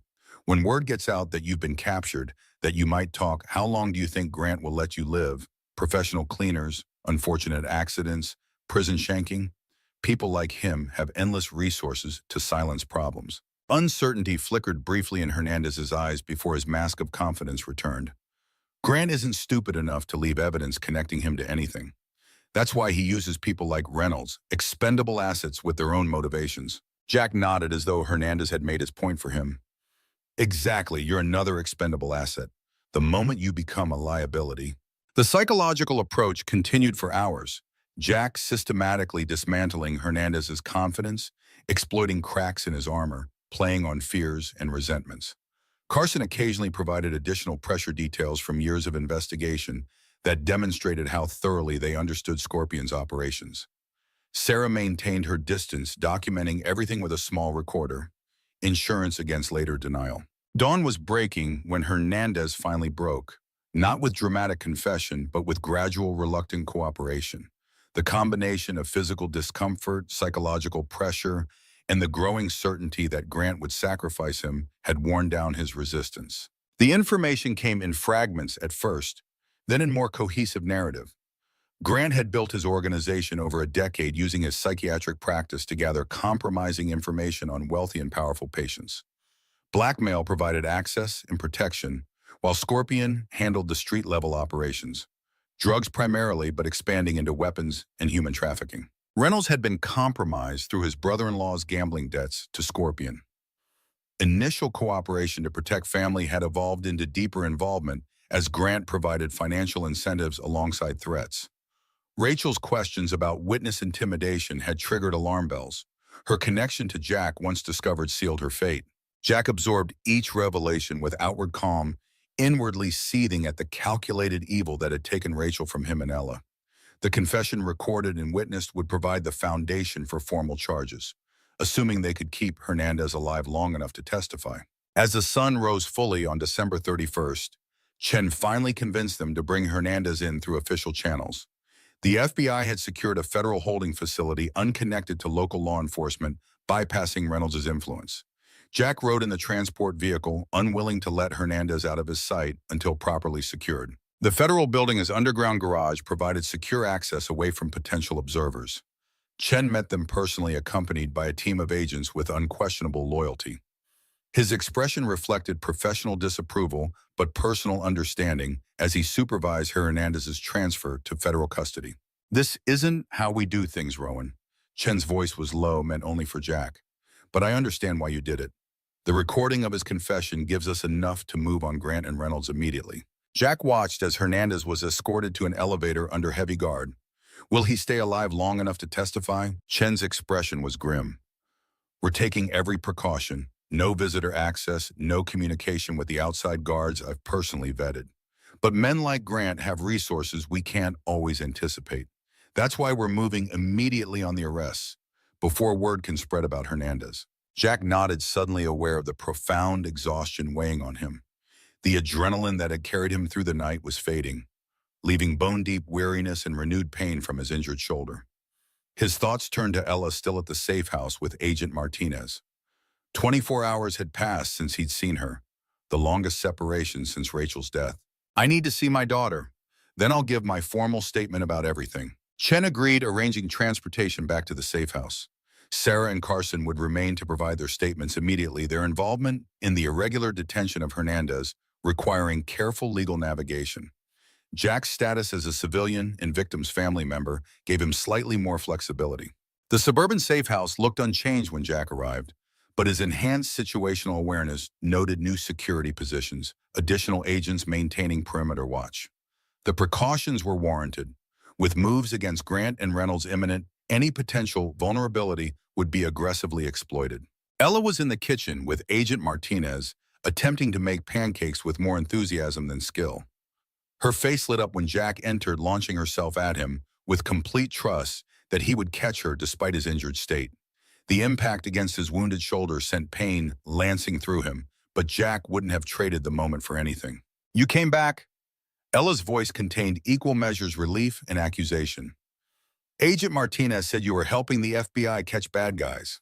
Jack held her tightly, breathing in the scent of her hair, strawberry shampoo and the indefinable essence of childhood innocence he fought so hard to preserve. "That's right. Sometimes grown-ups have to do hard things to make sure everyone stays safe." Martinez discreetly left them alone, recognizing the need for privacy in this reunion. Jack settled at the kitchen table with Ella, trying to frame their situation in terms a 10-year-old could understand without causing unnecessary fear. "Is it about Mom?" Ella's perceptions sometimes bordered on the uncanny, cutting through adult evasions with direct simplicity. "You said you were helping fix what happened to her." Jack hesitated, weighing truth against protection. "Yes, partly. Some bad people hurt Mom, and they've been hurting other people too. I helped stop them." Ella digested this, her expression thoughtful beyond her years. "Is that why we've been staying here? Because the bad people might hurt us too?" The question pierced Jack's carefully maintained composure. 5 years of sheltering Ella from harsh realities of building a normal life despite the jagged hole Rachel's absence had left, and now they were discussing danger and violence over half-made pancake batter. "For a little while longer, yes." Jack kept his voice steady despite the emotion threatening to overwhelm him. "But the FBI has the people responsible now. Soon we'll be able to go home and get back to normal." Ella's next question blindsided him completely. "Did you hurt them back?" "The bad people who hurt Mom." The question carried no judgment, just honest curiosity. Jack saw himself suddenly through his daughter's eyes, returned with injuries exhausted, different somehow from the father who had left the day before. Had violence changed him visibly? Had his pursuit of justice crossed lines that might alter how his daughter perceived him? "I helped capture them so they could face proper justice." Jack chose his words carefully. Sometimes protecting people means stopping those who want to harm them, but we let the law decide their punishment. Ella seemed satisfied with this answer, returning her attention to the pancake mixture with renewed determination. Jack watched her, marveling at her resilience, her capacity to process difficult concepts and move forward. So much like Rachel in that regard. His phone buzzed with a message from Chen. "Grant and Reynolds in custody. Grant attempting deal for reduced charges. Need your testimony ASAP to cement case." Justice was moving forward, the machinery of law enforcement finally engaged against those who had considered themselves above consequence. But as Jack watched Ella concentrate on measuring vanilla extract with the precision of a scientist, he recognized the most important truth of all. No legal victory could restore what they had lost. The real triumph would be in moving forward and honoring Rachel's memory through lives well lived. For the first time in 5 years, that future seemed possible. Not easy, not guaranteed, but possible. The knowledge settled into Jack's chest alongside the grief that would never fully disappear. Companion emotions that would shape whatever came next. Dad, Ella's voice pulled him from his thoughts. Can Officer Sarah come for New Year's? I liked her when she visited yesterday. Jack smiled, surprised by the request, but touched by the instinctive connection Ella had formed with Sarah during their brief meeting. We'll see, Ella Bella. She might still be helping the FBI today. His daughter returned to her cooking with the matter settled in her mind, while Jack contemplated the unexpected ways lives intertwine through crisis. Sarah Miles had entered their world through violence and necessity, but perhaps she would remain through something gentler, something healing. The coming hours would bring formal statements, evidence processing, preliminary hearings, the long bureaucratic path toward legal resolution. But watching Ella hum quietly as she stirred pancake batter, Jack allowed himself to believe in something beyond justice, something like peace, something like a future. 3 months passed like the gradual warming of winter into spring, justice grinding forward with the deliberate pace of federal prosecution. Jack settled back into routine with Ella, school drop-offs, dinner preparations, weekend trips to the park. The familiar rhythms of their life together, restored but fundamentally altered by what they now knew. The truth about Rachel's death had changed everything while changing nothing at all. She remained gone, but the hollow space her absence created had somehow shifted. Not smaller, but different in quality. The preliminary hearings against Grant Reynolds and Hernandez progressed steadily each day, bringing new revelations about the depth of corruption and the breadth of Scorpion's operation. Jack attended when required to testify, otherwise following proceedings through updates from Chen and Sarah. He found himself increasingly relying on Sarah's presence during court appearances, her steady professionalism and genuine empathy providing an anchor when memories threatened to overwhelm him. Today marked a significant milestone. Hernandez's formal plea arrangement finalized testimony secured that implicated Grant as the true architect behind Scorpion's operation and Reynolds' corruption. Jack sat in the federal building's stark conference room, reviewing his prepared victim impact statement for the upcoming sentencing phase. The words on the page seemed inadequate. How to distill 5 years of grief, of single parenthood, of Ella's lost moments with her mother, into paragraphs that a judge would consider. Sarah entered quietly, respecting his concentration. She had healed well from her injuries, recently cleared for limited duty with the department, though her role had shifted to consulting on anti-corruption measures. The blue uniform suited her, authority tempered with compassion. Judge approved the plea deal. Hernandez gets 20 years with possibility of parole after 15 in exchange for full testimony against Grant. Her expression conveyed understanding of the complex emotions this might trigger. Not justice in its purest form, but practical justice.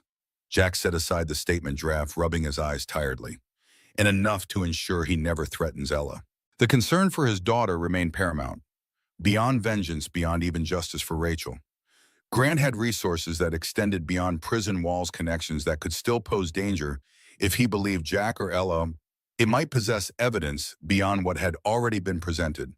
Hernandez's testimony provided insurance, clear documentation that any harm befalling the Rowans would immediately be attributed to Grant's organization. Sarah settled into the chair beside him, close enough for support, but maintaining professional distance.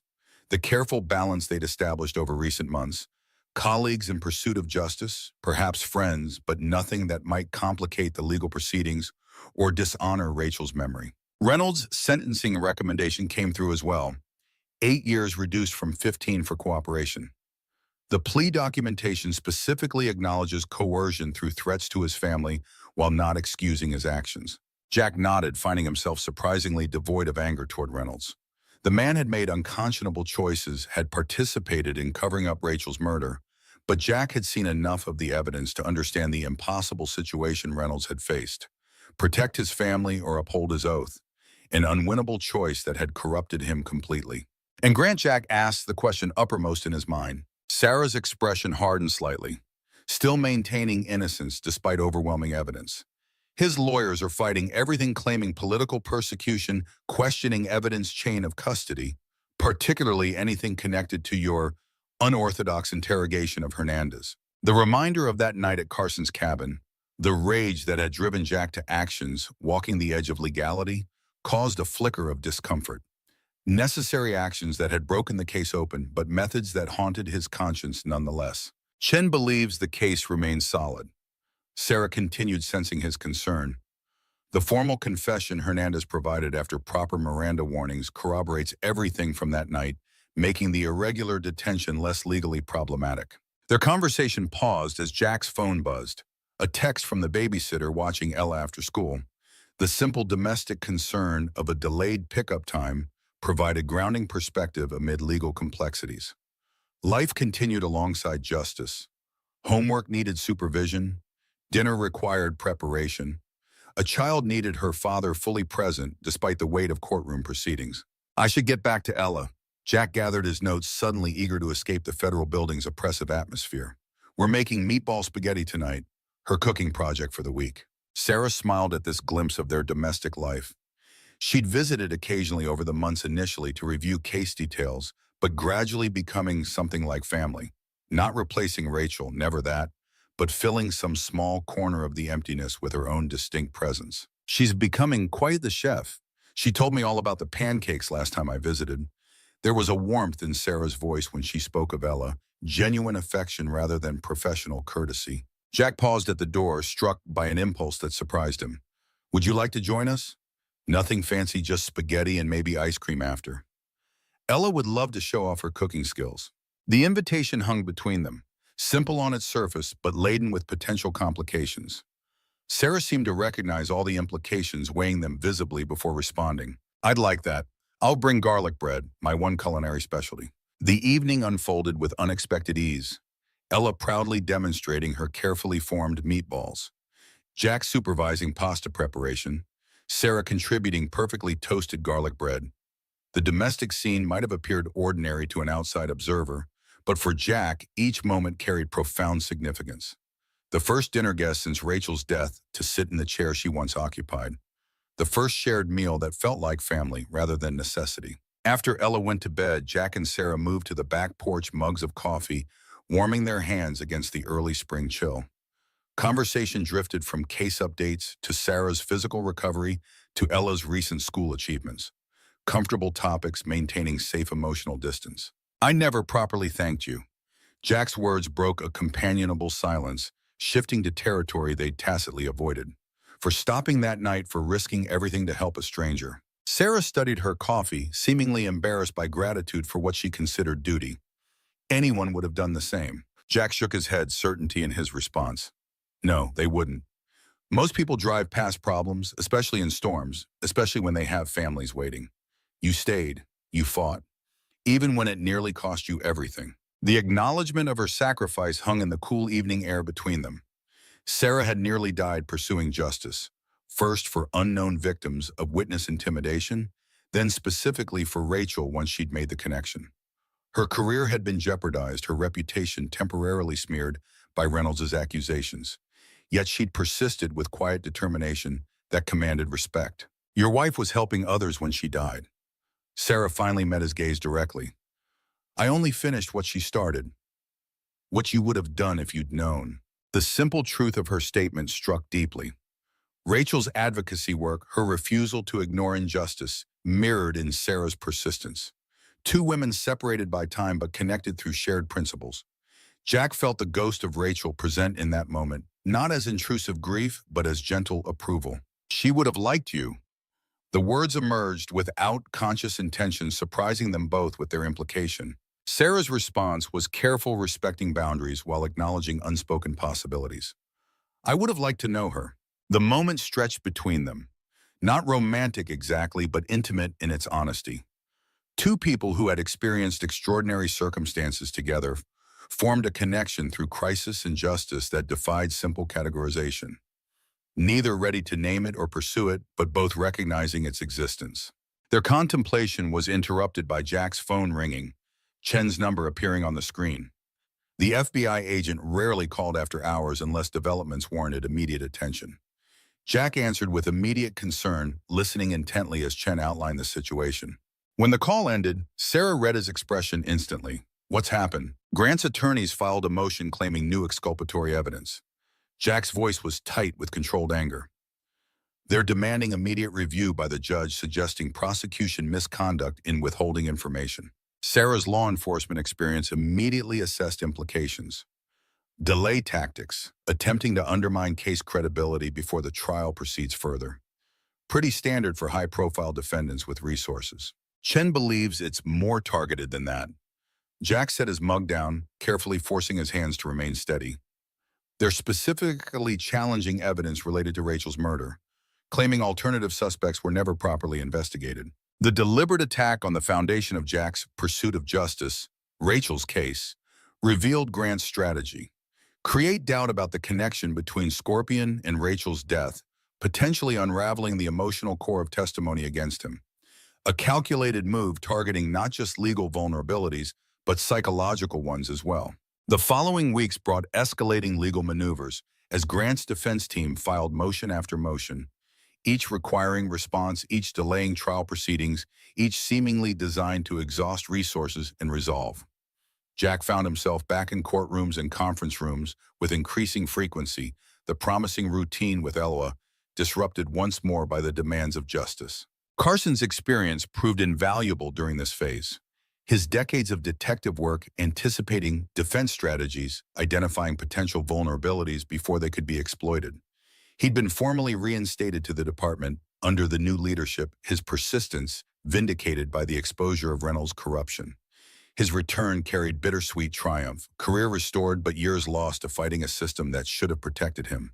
The most challenging hearing arrived on a rain-soaked Tuesday in April, Grant's attorneys presenting their supposed exculpatory evidence before the federal judge. Jack sat between Chen and Sarah in the courtroom, watching Grant enter in an impeccably tailored suit that somehow conveyed victimhood rather than criminality. The performance had begun before a word was spoken. The respected doctor wrongfully accused, persecuted by overzealous authorities. Grant's lead attorney, a renowned defender of wealthy clients with legal difficulties, approached the bench with practiced confidence. Your Honor, we've uncovered substantial evidence indicating that Rachel Winters Rowan's death was completely unrelated to Dr. Grant or any organization allegedly connected to him. Witness statements from the original investigation inexplicably missing from discovery. Materials provided to the defense clearly indicate alternative suspects. Jack felt his body tense, Sarah's hand finding his arm in silent support as the attorney continued. The convenience store robbery was exactly what local authorities initially determined, a tragic random crime. These sworn statements from witnesses described 3 perpetrators with no connection whatsoever to the defendants. The prosecutor rose immediately, indignation evident in her posture. Your Honor, these supposed missing statements were addressed extensively in pretrial discovery. They represent the initial cover story orchestrated by former Deputy Chief Reynolds, debunked completely by subsequent investigation, and Mr. Hernandez's sworn testimony. The legal battle continued, each side presenting arguments about evidence, admissibility, witness credibility, and procedural requirements. Jack forced himself to remain outwardly composed while internally seething at the attempt to rewrite Rachel's story, to reduce her murder once again to random tragedy rather than deliberate silencing. When proceedings finally adjourned for the day, the judge reserving decision on the defense motions, Jack escaped to the courthouse steps, needing air untainted by legal maneuvering. Sarah followed, giving him space while remaining present should he need support. They're going to drag Rachel through this all over again. Jack's voice carried the weight of renewed grief. Make her just another victim of random violence. Erase everything she was fighting for. Sarah moved closer, her presence solid against the uncertainty Grant's legal team had introduced. They're desperate, Jack. These tactics show they know how strong the case is. The judge sees through it. Her reassurance helped marginally, but the emotional toll remained substantial. Beyond the courtroom complexity lay the simpler reality. Explaining these developments to Ella, who had begun asking increasingly sophisticated questions about the legal proceedings and her mother's death. The delicate balance between honesty and protection grew more challenging as Ella matured, her 10-year-old perception sometimes cutting through adult evasions with uncomfortable accuracy. That evening, after Ella had gone to bed with promises that yes, the bad men would still face justice, and no, they couldn't hurt anyone anymore, Jack found himself staring at Rachel's photograph, the one he kept on his bedside table rather than displayed publicly. Her smile remained frozen in time, eyes bright with characteristic determination that Ella had inherited so completely. His phone buzzed with a text from Carson. Need to talk, found something important. My office tomorrow, 8 a.m. The cryptic message provoked both hope and dread. Carson's investigative instincts remained sharp. If he'd discovered something significant enough to warrant urgent meeting, it could potentially counter Grant's legal maneuvers, or reveal new complications that might further delay justice. Jack arrived at the police station promptly at 8 the following morning, finding Carson already deep in document review in his recently restored office. The detective's reinstatement had included formal recognition of his years fighting department corruption, resulting in a position heading the newly created Internal Affairs Oversight Division.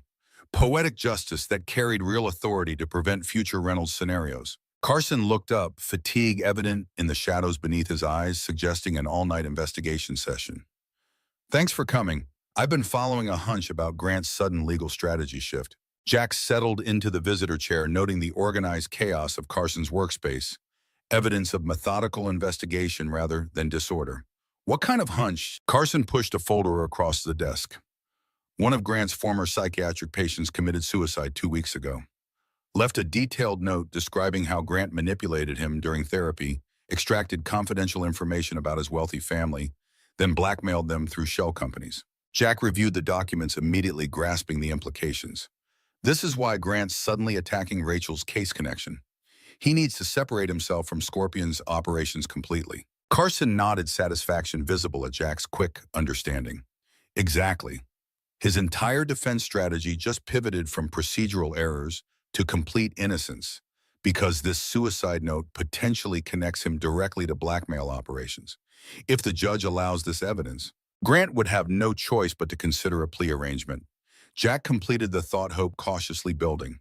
His attorneys must be scrambling to suppress this new evidence. The tactical shift represented potential breakthrough.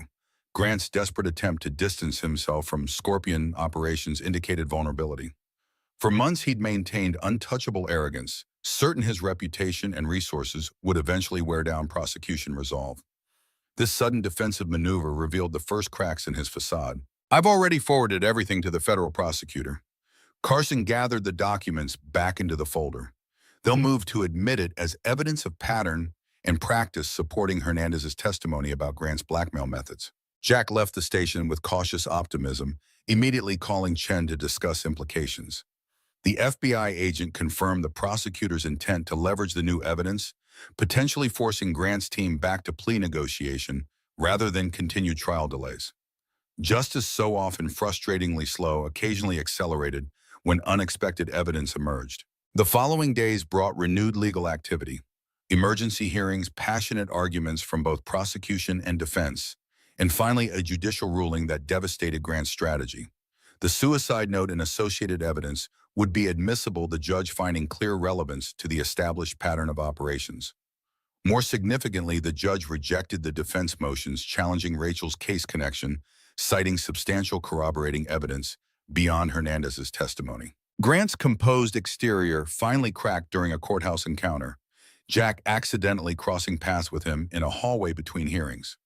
The doctor's practiced smile slipped momentarily, revealing raw hatred beneath professional veneer. You've destroyed everything I built.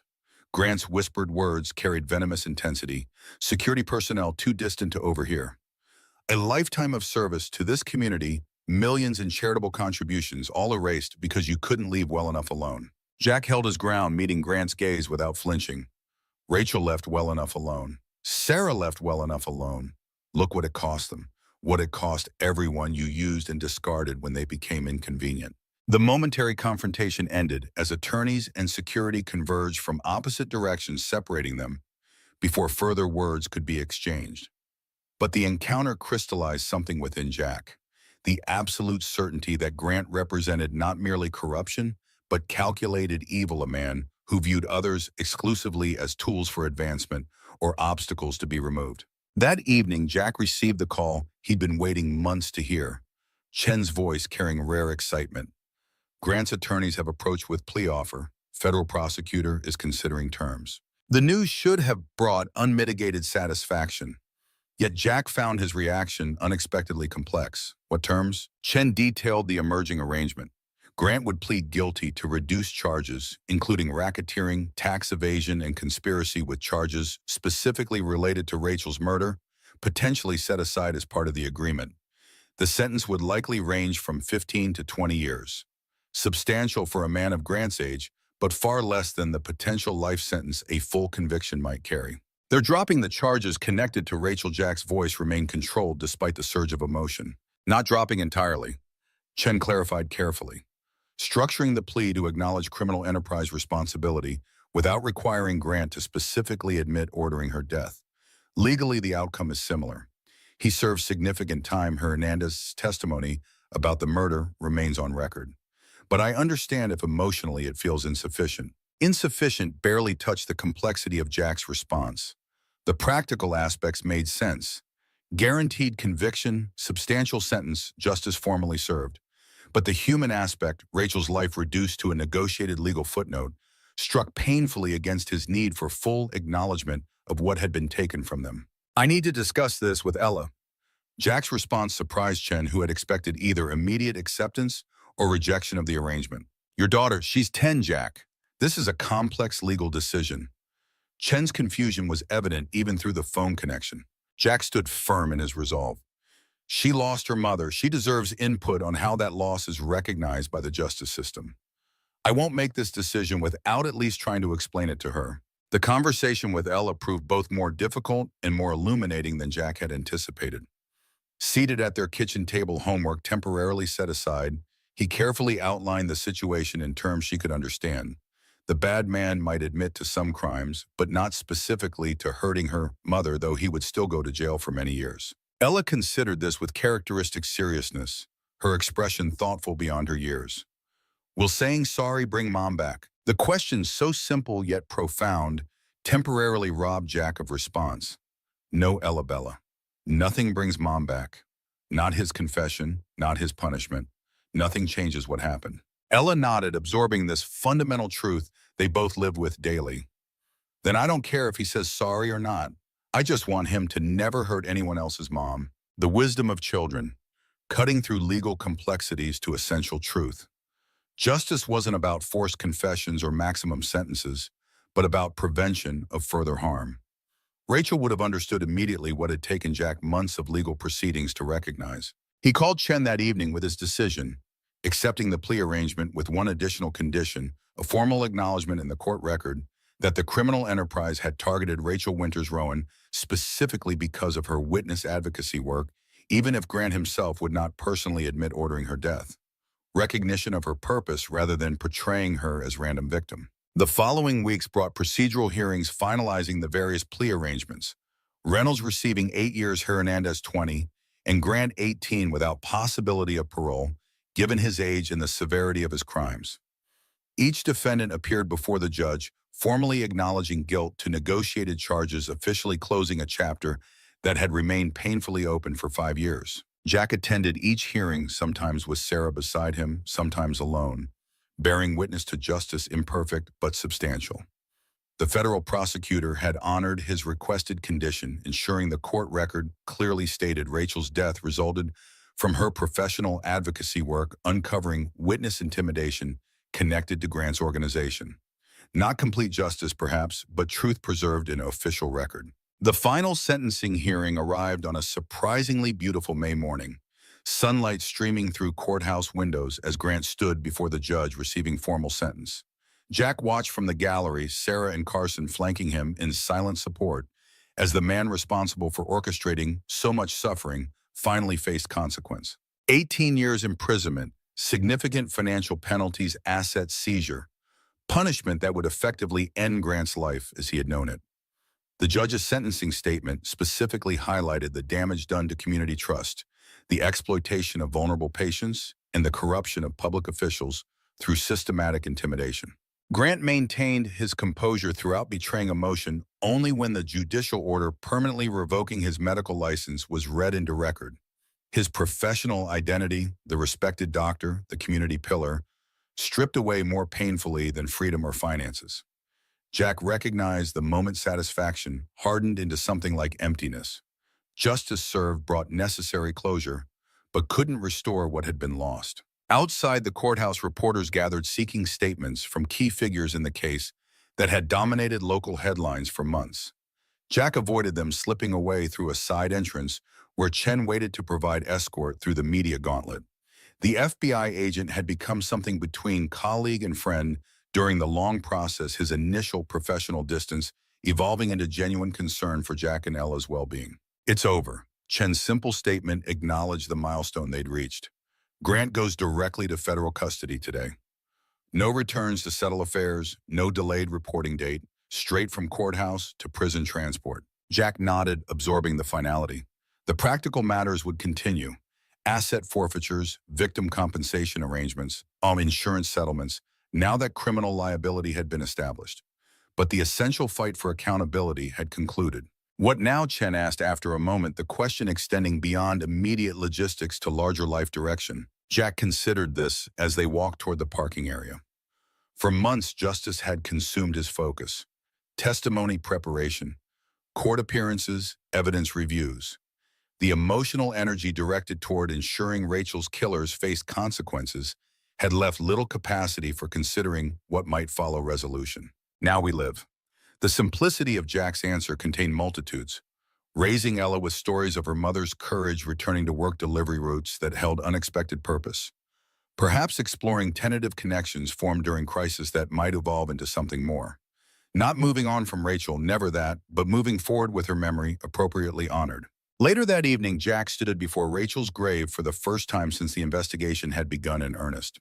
Previous visits had always included Ella focused on maintaining her connection to the mother she remembered increasingly through stories rather than direct memory. This visit was different. Private communication between partners whose bond transcended physical separation. The cemetery remained quiet as the evening approached, spring flowers adorning neighboring graves catching golden light. Jack placed fresh lilies, Rachel's favorite, against the simple headstone before speaking aloud the words he'd carried through months of legal proceedings.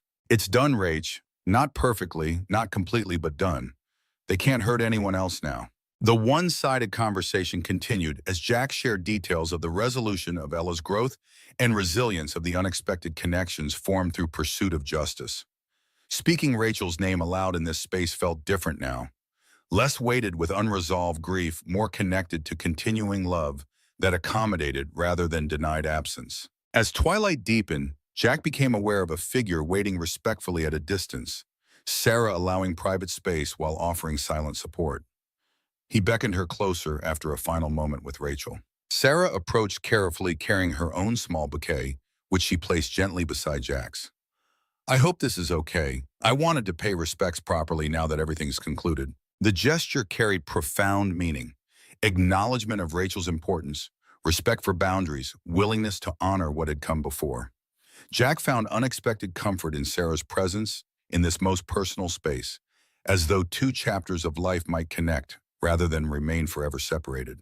They stood together as darkness gathered, neither rushing the moment nor extending it artificially.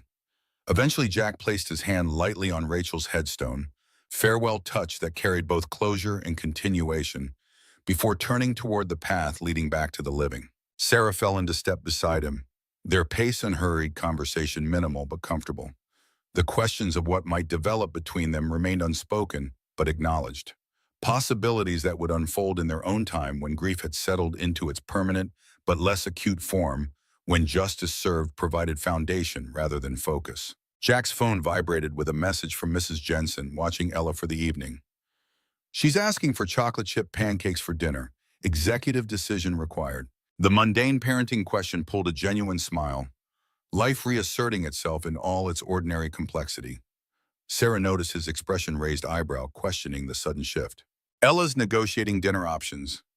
Jack shared the message screen, unexpectedly comfortable with this small, domestic inclusion. "Pancakes for dinner." Rachel would have said yes immediately. Sarah's laugh carried understanding rather than intrusion. "Based on my limited pancake experience with your daughter, I'd vote yes too. Special occasions call for breakfast foods at inappropriate hours." The simple exchange carried promise, not of replacing what was lost, but of building something new that honored what had come before. Jack texted approval of the pancake dinner, imagining Ella's triumphant smile at her successful negotiation. Tomorrow would bring routine again: school drop-offs, work deliveries, homework, supervision, the rhythms of ordinary life reclaimed from extraordinary circumstances. As they reached the cemetery parking area, the setting sun painted the western sky in spectacular color, orange and purple stretching across clouds that seemed to catch fire with reflected light. Both paused momentarily, transfixed by natural beauty that required no response beyond appreciation. Rachel would have taken about 50 photos of that sunset. Jack's observation carried fondness rather than pain. Memory transformed from wound to treasure. Sarah nodded, allowing comfortable silence before responding. Some moments deserved to be captured, others just experienced. The distinction felt significant as they continued toward their separate vehicles. Certain experiences belonged preserved in memory, others lived fully in present tense. The justice they'd pursued together fell into the former category. Important, necessary, but now appropriately contained within memory rather than defining present reality. Jack paused before they parted ways, finding words for what had gradually solidified through months of shared purpose. Thank you, Sarah, not just for stopping that night, but for everything since. For helping bring them to justice, for understanding Ella, for being here. The gratitude encompassed more than could be easily articulated. Appreciation for professional dedication that had uncovered truth for personal courage, that had risked everything pursuing justice for compassion, that recognized grief without being consumed by it. Sarah's response held equal meaning in its simplicity. Some roads we choose, others choose us. I'm glad this one did. They separated with plans to meet again soon. Dinner with Ella later in the week, normalizing Sarah's presence in their lives beyond crisis connection. Jack drove home through streets that felt somehow both familiar and new, as though the city itself had transformed during the months of legal proceedings, or perhaps just his perception of it. The small house glowed with welcoming light as he approached. Mrs. Jensen visible through the front window, helping Ella set the table for their pancake dinner.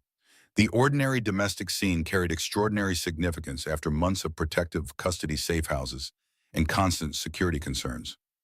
Home, truly home, was safety secured not through armored vehicles and FBI agents, but through justice properly served. Jack paused momentarily before entering, absorbing the fullness of the moment. Grief for Rachel permanently woven into his being, but no longer defining his existence. Justice achieved imperfectly, but substantially, future holding possibilities beyond mere survival. The black bracelet he'd worn since military service, "Never leave a fallen," caught evening light as he reached for the door handle.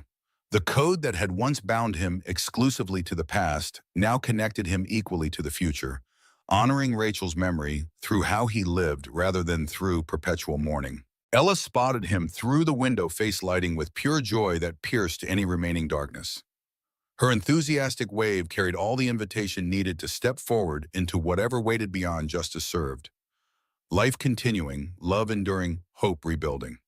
Jack entered his home, closing the door on winter's long darkness as spring bloomed both outside and within.